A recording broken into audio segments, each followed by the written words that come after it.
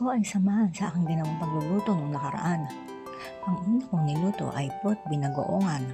Nagprito muna ako ng talong na bagay sa binagoongan. Pagkatapos ang baboy sa tubig ay pinakuluan. Nang matuyo ang tubig, kasukan naman ito ay pinukulo hanggang matuyuan. Sumunod ay nagisa ko ng bawang, sibuyas at kamatis.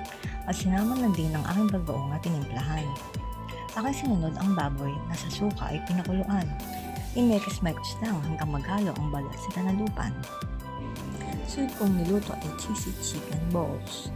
Gamit ko dito ay nimay na lechong manok kasi kami ay nabigyan. Cheese, breadcrumbs at itlog, ito ay nilagyan.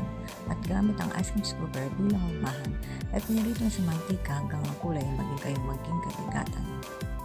So itong ginawa ay ang panghimagas na dapat ay hindi ako mawalan.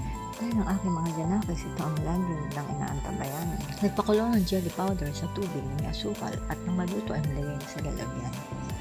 Lagyan ng iba, strawberry jam at graham. Ito na ang aking ginawang pork binagoongan at cheesy chicken balls na may dressing na Thousand Island. Akin itong inayos para kakain mas lalong ganahan. Mga simpleng ulam sa hapagkainan pero para ka raw kumain sa restaurant. Siguro sila ay nagandahan.